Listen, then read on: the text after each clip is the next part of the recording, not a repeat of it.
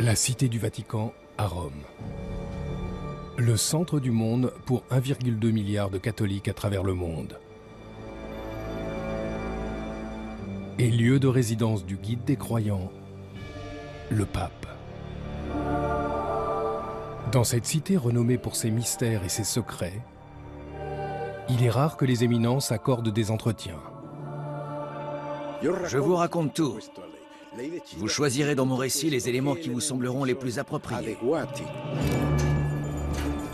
Mais pour la première fois, le Vatican accepte d'ouvrir ses portes à des caméras de télévision alors qu'il se prépare pour l'un des plus grands événements de son histoire. Pour ça, nous devons demander au Saint-Esprit de nous accorder son aide. Dans 48 heures, il comptera 2 saints de plus. Il s'agit là d'un des plus vieux rites ecclésiastiques, une cérémonie religieuse que l'on nomme canonisation. Parmi les invités, des personnes considérées comme des miracles vivants dont l'histoire semble défier toute logique. Le miracle est un fait que la science ne peut expliquer. Le Saint-Père est sur le point de partir. Nous allons vivre depuis les coulisses une journée particulière. À cet instant, le monde chrétien retient son souffle, tout comme nous. Un voyage au cœur des secrets du Vatican.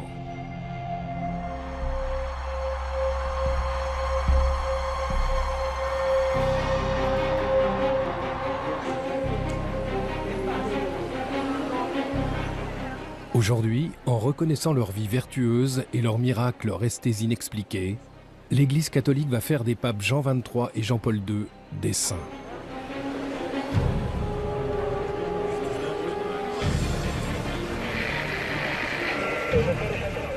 Un million de pèlerins venus du monde entier ont envahi la place Saint-Pierre et les rues adjacentes. Sont également présents des chefs d'État. La vigilance est à son maximum. À travers le monde, plus d'1 milliard de téléspectateurs suivent le déroulement des festivités.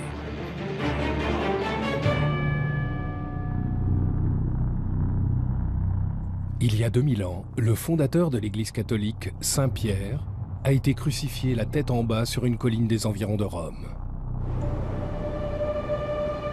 L'Église, bâtie en son honneur, est devenue l'État de la Cité du Vatican, le plus petit pays au monde. Cette minuscule nation, forteresse indépendante, représente un 8e de Central Park à New York. Elle s'autosuffit, possède sa propre force de police, la gendarmerie, ses propres services postaux, sa propre banque. La langue utilisée pour les distributeurs est la langue officielle de l'Église, le latin. Cette minuscule cité compte seulement 842 habitants. Elle enregistre étonnamment le taux de criminalité le plus élevé au monde. Les pickpockets y prospèrent. Malgré sa petite superficie, la Cité du Vatican, capitale religieuse pour 1,2 milliard de catholiques, compte parmi les États les plus influents au monde.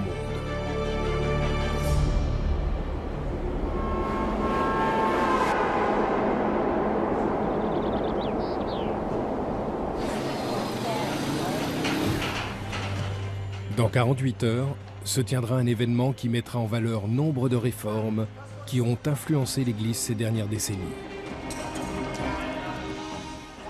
Doucement.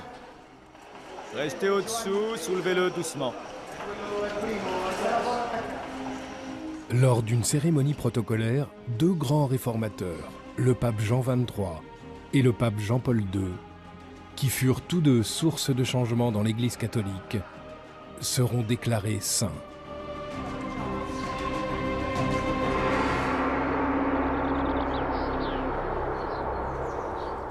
Guido Gusso était le majordome et le chauffeur de Jean XXIII. Il m'a demandé, tout est prêt? Après le déjeuner, nous allons faire une course. Jean XXIII était un homme prêt à bousculer les règles. J'ai ouvert le portail, j'ai sorti la voiture Le Saint-Père était assis à l'intérieur. Les gardes suisses se sont fâchés, la police italienne aussi, car le pape était sorti sans escorte, sans personne. Plus que de s'échapper, il avait envie d'être libre.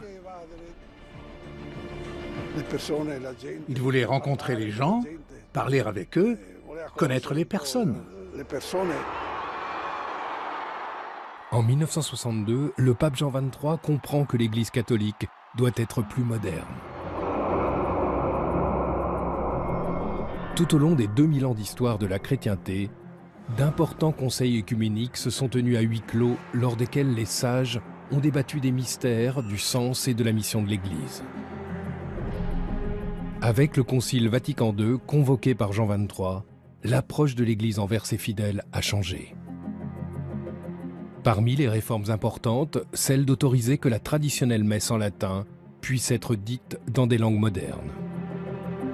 Jean XXIII a révolutionné le langage de l'Église. Il ne s'exprimait pas sur un ton solennel. Il utilisait un langage simple, presque familier. Le Concile Vatican II affirme le droit de chaque individu à adopter la religion de son choix. Mais ces actes de modernisation et de libéralisation ont causé au sein de l'Église de profonds désaccords entre les progressistes et les traditionalistes. On ne peut envisager l'Église actuelle sans le Concile Vatican II. Cela a été une véritable révolution pour l'Église. Jean XXIII a eu le courage de repenser la mission de l'Église actuelle dans notre monde.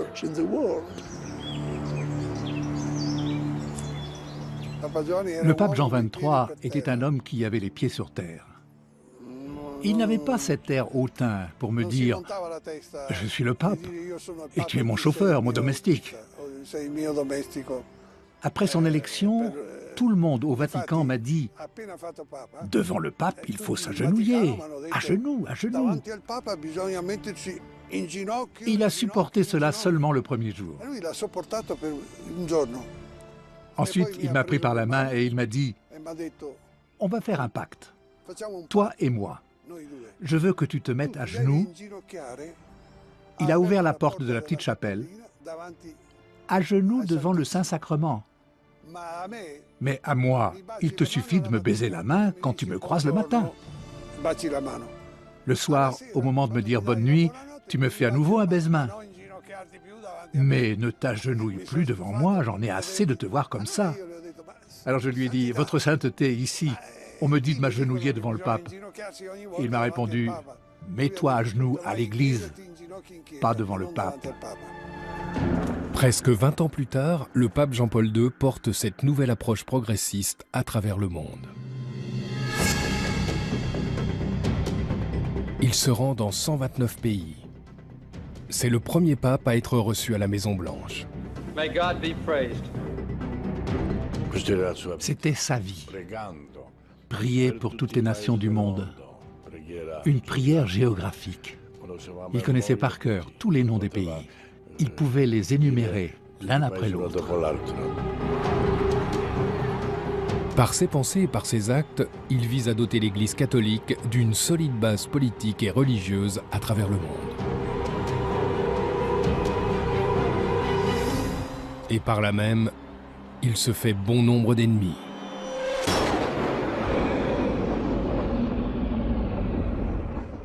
Sans Jean XXIII, sans Jean-Paul II, on ne peut pas comprendre le pape François.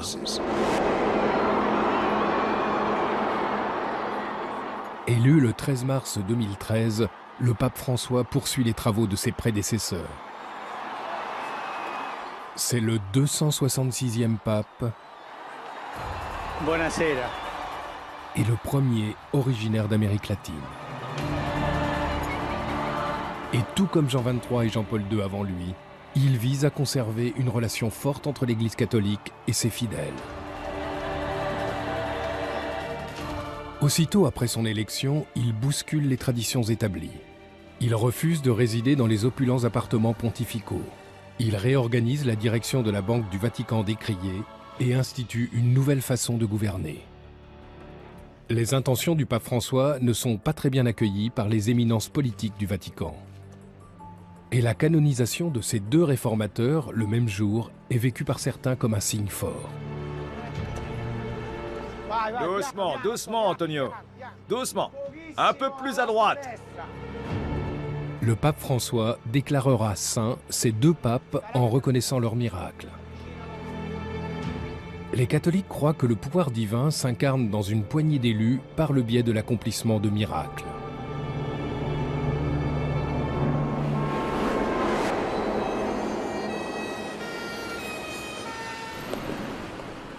La canonisation est l'aboutissement d'une enquête de 7 années menée par une personne qui n'aime guère les caméras. Le postulateur de Jean-Paul II. Les postulateurs sont des agents du Vatican chargés de rassembler les preuves afin d'accorder la sainteté. Je vais vous conduire au bureau de la postulation.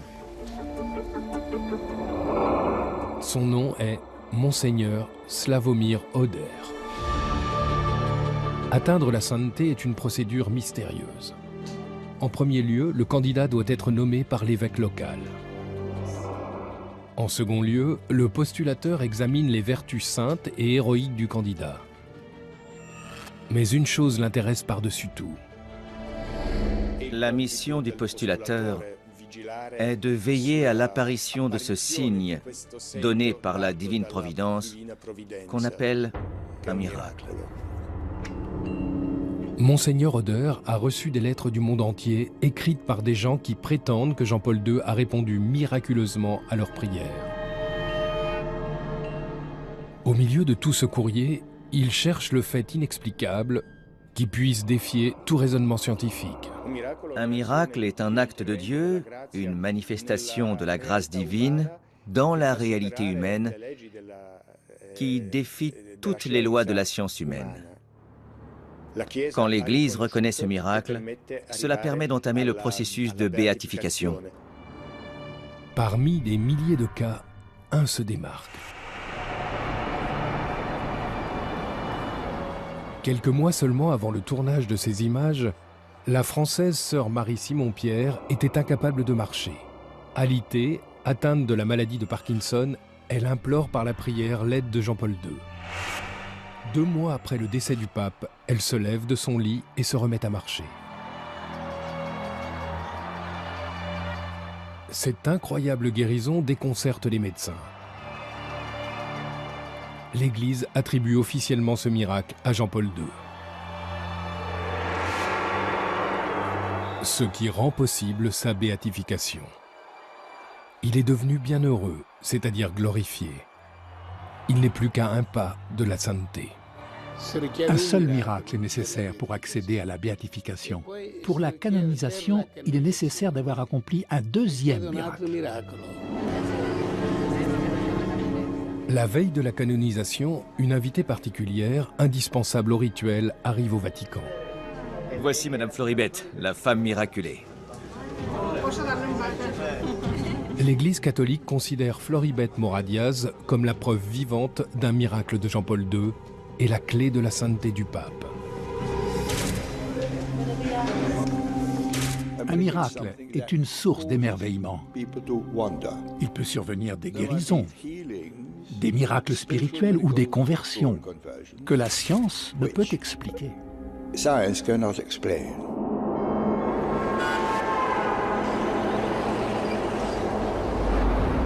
Le 8 avril 2011, Floribette est conduite à l'hôpital avec une très forte migraine. Un examen d'IRM indique la présence d'un anévrisme dans la partie droite du cerveau. Elle apprend qu'il ne lui reste plus qu'un mois à vivre. À cette époque, ma fille était au début de sa grossesse.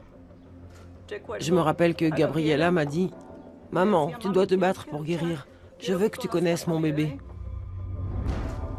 Je ne pouvais pas voir mes enfants souffrir. Ils restaient dans ma chambre. Ils me touchaient, car je n'arrivais pas à comprendre si j'étais endormie ou si j'étais morte. Mourante, Floribette regarde la messe de béatification de Jean-Paul II à la télévision. Je m'adressais toujours à lui. Je lui disais, mon bon Jean-Paul II, toi qui es si proche de Dieu, dis-lui que je ne veux pas mourir. Je veux vivre pour mes enfants. Ils sont ce qu'il y a de plus important pour moi. Mes enfants et ma famille, c'est ma priorité. Puis, Floribet sombre dans un profond sommeil.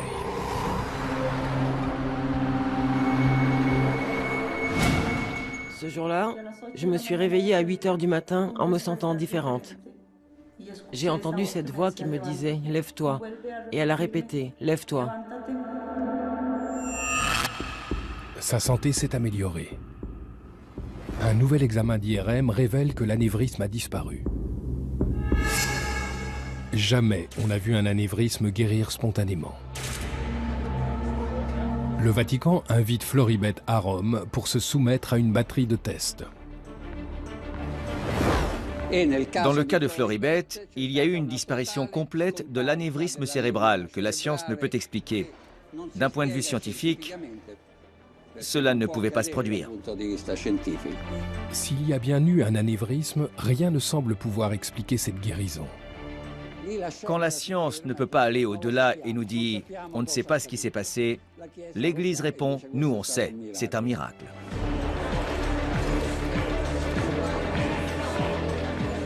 Ce miracle a été décisif pour la canonisation de Jean-Paul II, car c'est ce qu'on appelle un miracle au premier degré, qui induit une transformation organique inexplicable. C'est la preuve qu'il fallait à l'Église catholique pour déclarer Jean-Paul II digne de sainteté.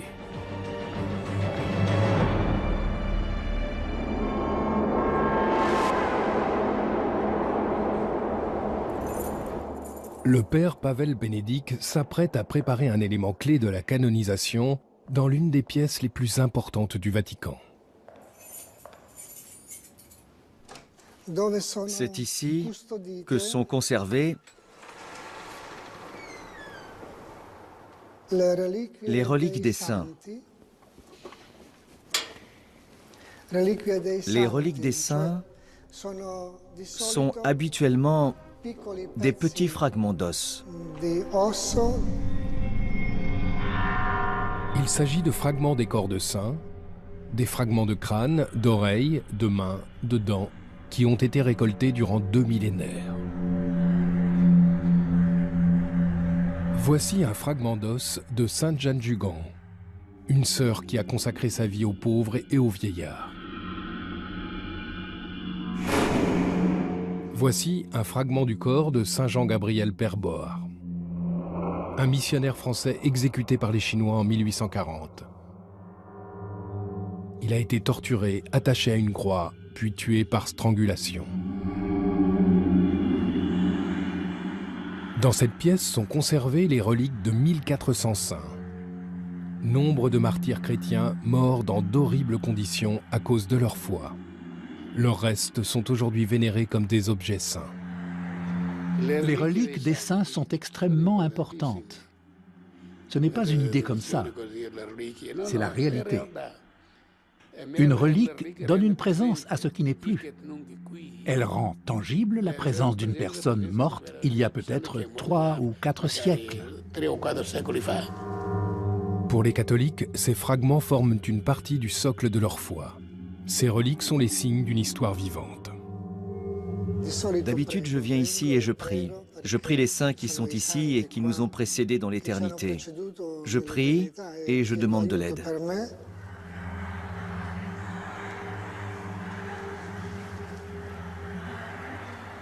Parmi ce grand nombre de dents et d'ossements se trouve un tube rempli de sang. Voici le sang de Jean-Paul II. La relique n'a jamais été ouverte. Le sang a été prélevé 4 jours avant sa mort. Nous avons ensuite fait fabriquer ce reliquaire. C'est lui qui sera utilisé dimanche lors de la cérémonie de canonisation. Évidemment, la relique du sang de Jean-Paul II est la plus éloquente, car il a littéralement versé son sang. Le 13 mai 1981, le sang de Jean-Paul II coule à l'endroit même où il sera canonisé.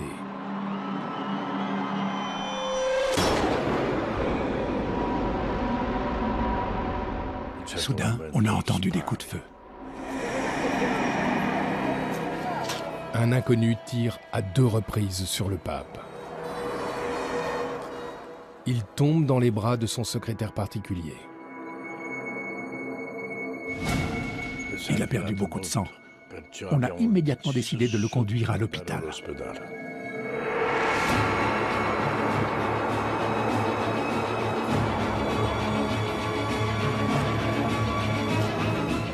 Tandis que les chirurgiens s'activent, il perd pratiquement les 3/4 de son sang.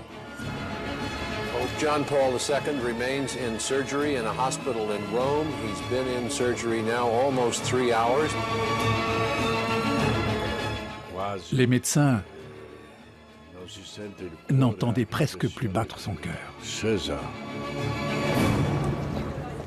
Buzzanetti est venu me voir et m'a dit « Donne-lui le sacrement des malades et l'absolution. » À l'hôpital, le pape Jean-Paul II se bat pour survivre. Le tireur, lui, est arrêté.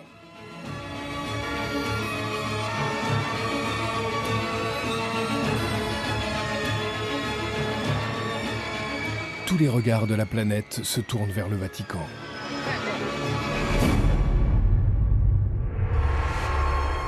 Le lendemain matin, après l'opération, le monde entier attend des nouvelles de Jean-Paul II. The news is that the Pope is having a very good recovery from 5.5 hours of surgery. Alors qu'il se rétablit, alité, le pape commence à relier cette agression à l'une des prophéties les plus mystérieuses de l'Église catholique. Selon la tradition catholique, en 1917, la Vierge Marie apparaît à 3 enfants dans la ville portugaise de Fatima. Elle leur révèle 3 prophéties, 3 secrets, qui sont couchés sur le papier, mis dans des enveloppes scellées et envoyés au Vatican. Le premier des secrets est une vision de l'enfer. Le second enseigne la façon dont les pécheurs peuvent se racheter. Le troisième reste dans son enveloppe, à l'abri au cœur du Vatican. On a tiré sur le pape Jean-Paul II le 13 mai, 64 ans exactement après l'apparition de Fatima. Le pape a alors demandé qu'on lui apporte l'enveloppe qui était scellée depuis 1942. Il ouvre l'enveloppe et lit le 3e secret de Fatima. Tout à coup, 2 balles le percutèrent.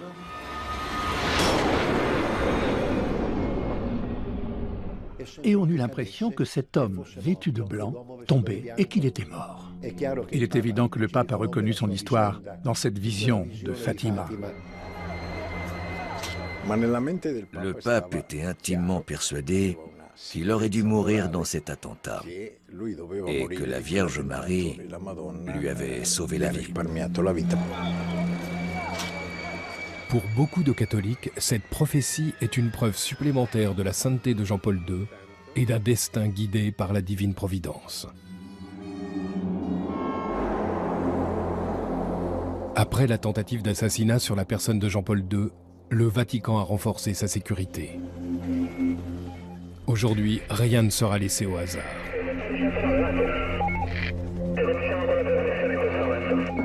Voici l'homme chargé d'assurer la sécurité du pape et de millions de visiteurs. Bonjour, monsieur. Bonjour. Giuseppe Moschita est sous-préfet de police à Rome. Aujourd'hui, son département est en état d'alerte maximum. Parmi les 5 millions de visiteurs attendus, il pourrait y avoir une personne représentant une menace pour le pape. À quelques heures de la cérémonie, la place Saint-Pierre et les alentours devront être évacués et sécurisés. Il faudrait qu'il termine avant 19h car on ferme la zone à 19h. Donc toute la zone doit être vérifiée à 19h? Oui, 19h.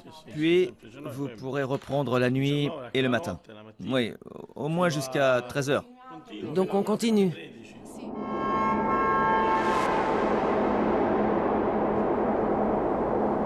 La police de Rome est en charge de la sécurité publique. À l'intérieur des murs du Vatican, le pape a sa propre troupe d'élite, la garde suisse. Ils ont juré de sacrifier leur vie pour protéger le Saint-Père. La garde suisse, à l'origine, était composée de mercenaires entraînés pour servir de bouclier humain. Nous sommes dans la caserne de la garde suisse, à l'intérieur de la cité du Vatican. Elle est composée de différents bâtiments. On compte actuellement 110 gardes. Leur uniforme traditionnel est toujours fait sur mesure, à la main. Le travail est compliqué parce que l'uniforme se compose de 154 pièces. Mais ces uniformes sont seulement des tenues d'apparat. La plupart du temps, ils assurent la protection rapprochée du pape en civil. L'armurerie de la garde suisse est remplie d'armes qui sont principalement utilisées lors des cérémonies. À l'instar des gardes du corps du pape, ils sont entraînés au combat rapproché. Nous sommes entraînés à la protection rapprochée, c'est-à-dire contenir et bloquer tout ennemi. En 1527, 147 gardes sont morts pour protéger le pape Clément VII d'envahisseurs qui avaient percé les défenses du Vatican. Aujourd'hui encore, toute menace est prise au sérieux. Nous devons éviter toute attaque contre le Saint-Père. Nous collaborons donc avec les forces du Vatican et la police italienne.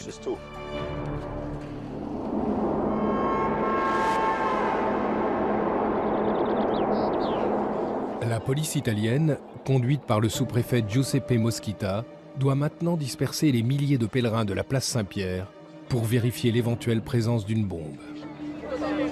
Nous allons évacuer la zone. L'entrée se fera par la Via della Conciliazione. Vous devez aller là-bas, vous ne pouvez pas entrer par ici. D'accord. Le seul point d'accès se situe Via della Conciliazione. La foule, qui veut à tout prix être aux premières loges pour la cérémonie du lendemain, bloque le passage. Attends. Bloque-les, on doit libérer le passage. Attends, je te le dis maintenant. À 13h de la cérémonie de canonisation, la police ne peut accuser aucun retard dans cette importante procédure de contrôle. Alors, Leur tourne. Le sous-préfet Moschita doit faire appel à des renforts. qui est le chef d'équipe? Il y a 4 personnes là. Messieurs, laissez passer, il faut avancer. Avancez, s'il vous plaît. Avancez. Avancez. Désolé, vous ne pouvez pas rester ici. Merci. Merci. Tandis que la foule se disperse, les forces spéciales commencent l'inspection, y compris des lieux insoupçonnés. Giovanni Petrocci est chargé de sécuriser les zones les plus dissimulées. Un labyrinthe de tunnels situé sous la place. L'officier ne porte aucune sorte de protection et ignore ce qu'il pourrait rencontrer.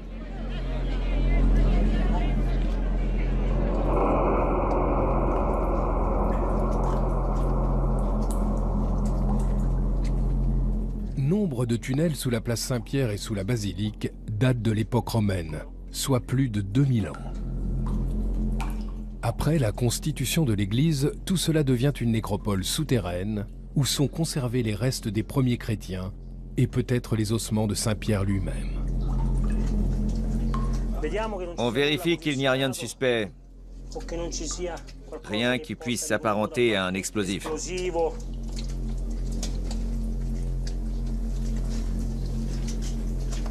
Regarde cette bouteille là-dessous. Il y a des traces d'activité humaine. Il y a quelque chose dedans?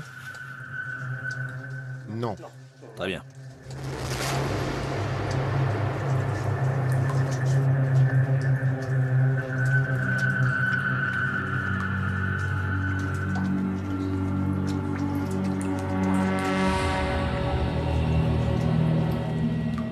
Finalement, les tunnels sont déclarés sécurisés.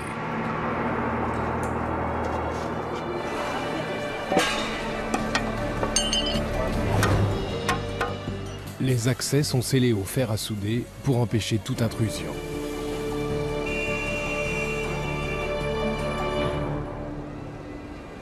« 50 mètres plus haut sur le toit de la basilique Saint-Pierre.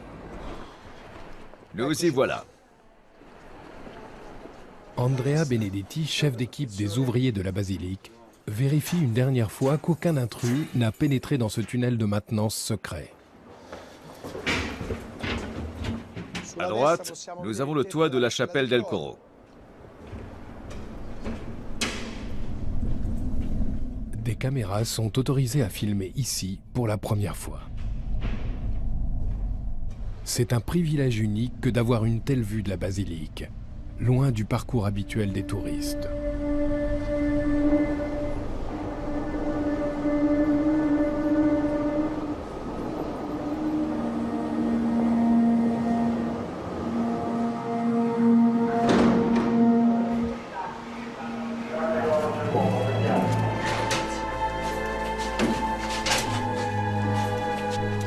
On vit cette préparation de la cérémonie de canonisation de manière très particulière, car presque toutes les personnes qui travaillent au Vatican ont eu l'honneur de connaître Jean-Paul II. C'était en 1995. Je travaillais ici depuis peu, peut-être depuis 6 mois.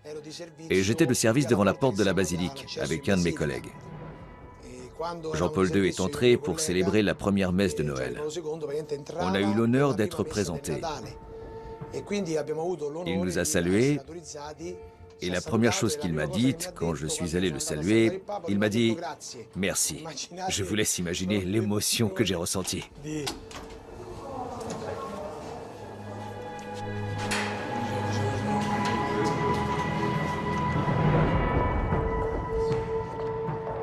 Tout en bas, Andrea et son équipe ont encore une tâche importante à accomplir. Ils doivent remplacer l'inscription sur la tombe de Jean-Paul II par Sanctus, le mot latin pour saint. Fais une petite marque sur le côté. Ça y est, t'es prêt Mauricio? Attends, t'es prêt? Tenez-la bien. Vas-y, perce. Il y a 500 ans, d'habiles architectes lancent la construction de ce vaste édifice. Les matériaux utilisés proviennent des ruines de la Rome antique.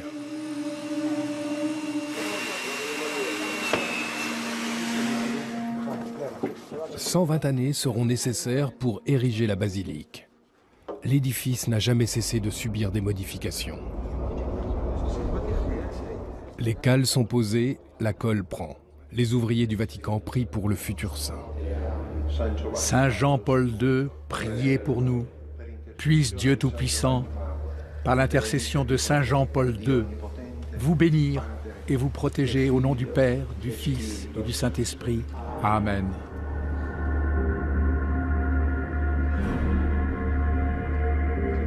Rien n'a été laissé au hasard. Il ne reste donc plus qu'à prier que, demain, tout se passe comme prévu.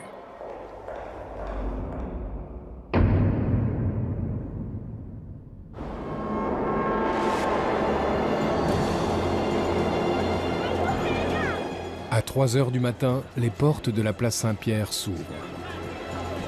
1 million de pèlerins se bousculent afin d'être les mieux placés. Ils sont prêts pour 6 heures d'attente inconfortable.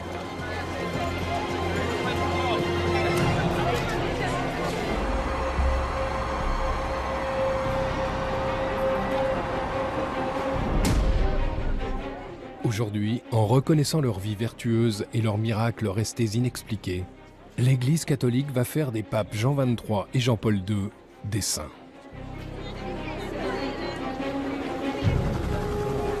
Des hélicoptères de la police se déploient pour surveiller cette immense foule. 1 million de pèlerins ont veillé toute la nuit. La place Saint-Pierre est noire de monde. Avec la présence de chefs d'État, la gendarmerie mène une importante mission de sécurité. Et les snipers de la police se mettent en position.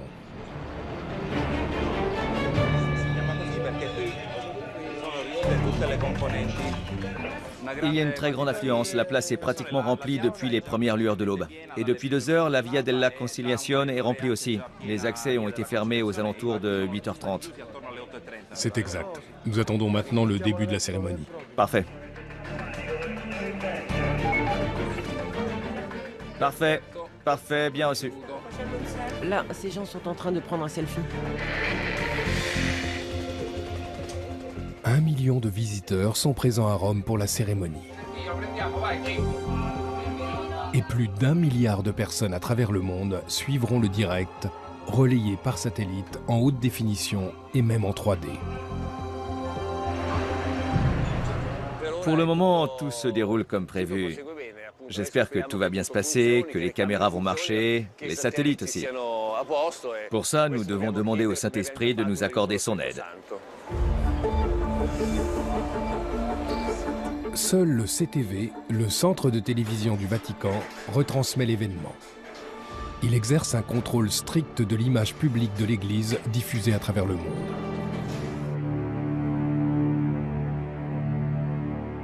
Nous avions la très grande responsabilité de filmer et de retransmettre au monde les images de Jean-Paul II dans sa fragilité et même dans sa maladie. Jean-Paul II voulait être vu et connu, même dans sa grande faiblesse. Nous devions en être les principaux intermédiaires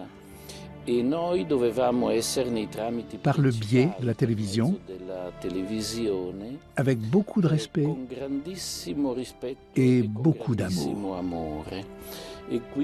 J'ai donc vécu avec une grande intensité les dernières années de la vie de Jean-Paul II à travers le regard de la caméra, qui était toutefois très proche, très intime et guidé par un respect et un attachement à sa personne et au témoignage humain et profond de sa foi durant ces années.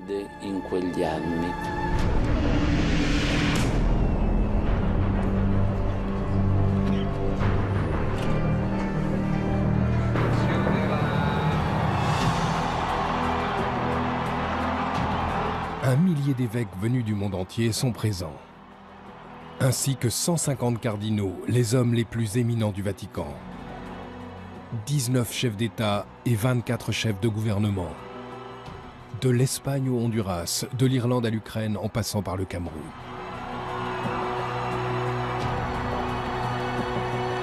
Une multitude de personnes qui en attendent une seule. Le pape François. Depuis une salle de contrôle secrète au cœur du Vatican, la gendarmerie suit le parcours du pape. Bloquez la circulation. C'est le moment où le pape est le plus exposé. La voiture démarre. Le 112 à toutes les unités, le Saint-Père est sur le point de partir. Au 112, bien reçu. Durant 3 minutes, tout mouvement au cœur de la cité du Vatican est proscrit, le temps que le pape rejoigne la basilique Saint-Pierre pour la cérémonie.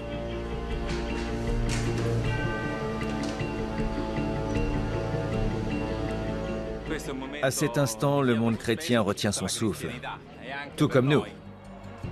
Jean XXIII était conscient que l'Église doit se réformer continuellement. Jean-Paul II a été pape durant 26 ans. Il voulait encourager l'homme, l'aider à défendre ses droits fondamentaux et à poursuivre ses aspirations légitimes, afin que l'homme ne soit pas privé de ses droits fondamentaux, imprescriptibles et naturels.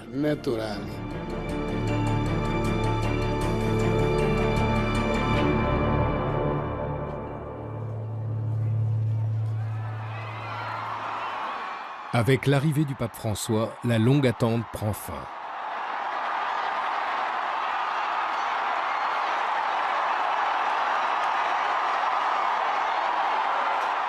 Alors que la cérémonie débute, Monseigneur Dario Vigano observe avec nervosité. L'événement touche des millions de téléspectateurs à travers le monde.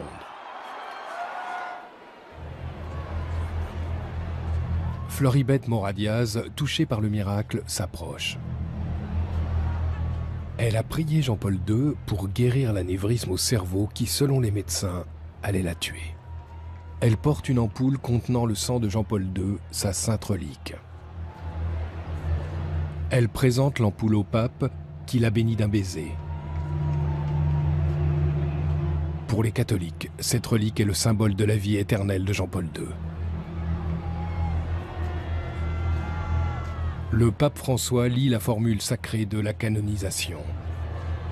Ac deplorimorum fratum nostrorum consilio, beatos Ioannem vicesimum tertium et Ioannem Paulum secundum, sanctos in nomine Patris et Filii et Spiritus Sancti. Par ces mots en latin, il proclame officiellement l'existence de 2 nouveaux saints.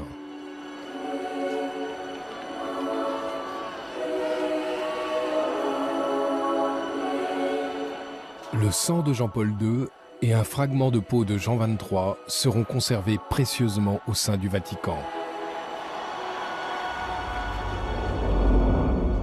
Les reliques des 2 nouveaux saints seront vénérées par des millions de personnes à travers le monde.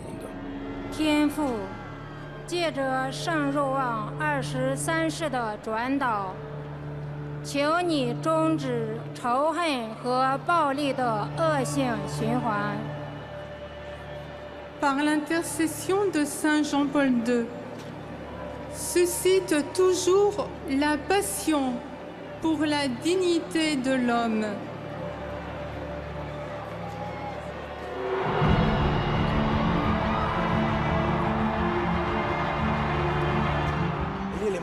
L'émotion était à son comble. C'est difficile à décrire. C'est une émotion, un frisson qui vous parcourt tout le corps. Le voir là aujourd'hui est la plus belle chose qui soit. Cela donne des frissons car on pense que les saints ne vivent pas sur la terre, qu'ils sont différents ou du moins qu'ils ne mènent pas une vie normale. Mais lui, il a vécu une vie normale. Il était évêque de Rome, il était le pape, il était l'évêque de Cracovie, il était prêtre. Maintenant, il est officiellement un saint. Je pense que je pleurerai un peu. De joie, pas de tristesse. Car c'est une chose incroyable pour moi, cet homme avec lequel j'ai vécu tant d'années. Maintenant, je l'appellerai saint.